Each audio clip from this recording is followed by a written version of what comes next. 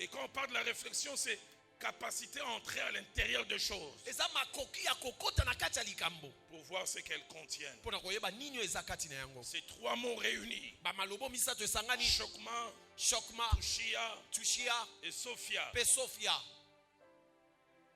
nous aident à définir la sagesse de deux manières. La sagesse est une connaissance profonde et équilibrée des choses. Et cette connaissance peut être soit acquise, soit inspirée. Mais deuxièmement, la sagesse est une qualité spirituelle, acquise par l'expérience ou inspirée, c'est-à-dire donnée par Dieu, qui permet de bien juger et de bien agir. 5 choses remontent quand on parle de sagesse. 1. La connaissance en quantité et en qualité. Et deuxièmement, cette connaissance n'est pas superficielle, elle est profonde. Et troisièmement, cette connaissance n'est pas bancale, elle est équilibrée. Et troisièmement, cette connaissance, elle est soit acquise par l'expérience ou reçue par révélation. Et cinquièmement, cette connaissance est appliquée. Elle influence notre façon d'être, notre façon d'agir. Nous en parlons tout à l'heure, la vraie sagesse n'est jamais théorique. Cela m'amène au dernier point de ce jour. Principe attaché à la sagesse. J'en ai 9. Le premier principe, c'est que la sagesse a toujours 2 sources.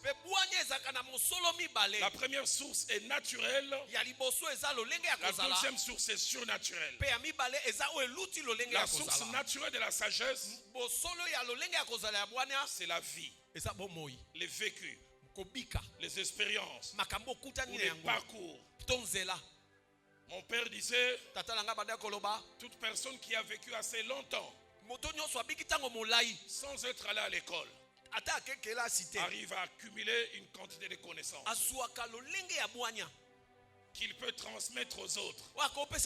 Il a tellement vécu longtemps. Il a vu comment les gens qui deviennent riches subitement, on sait que les Ivoiriens appellent l'ivresse du lait. Et quand cela arrive, il commence à avoir plusieurs femmes, ils finissent mal. Il a tellement vu ça se répéter, il peut dire, quelqu'un qui commence à avoir de l'argent, il dit Keba. C'est parce qu'il a vu, il a observé. Jeune fille, cette jeune dame qui a 40 ans, 6 enfants de 6 hommes différents, plein de cicatrices de la vie. Elle peut t'enseigner. Toi, jeune fille qui avait 14, 15 ans, tu étais presque un garçon manqué. Tu marchais comme un auto blindé. Et un matin, tu commences à voir tes formes commencent à prendre place. On m'a dit qu'on appelle ça bébé, il semble. Tu commences à avoir des formes. La poitrine commence à sortir. Partout où tu passes, les hommes souffrent les tourticolis. Et toi-même tu commences à dire mon papa c'est capable, Pamela.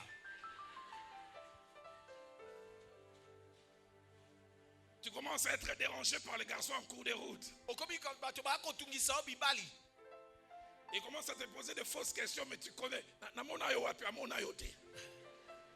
Il veut commencer la causerie. On dirait quelque part.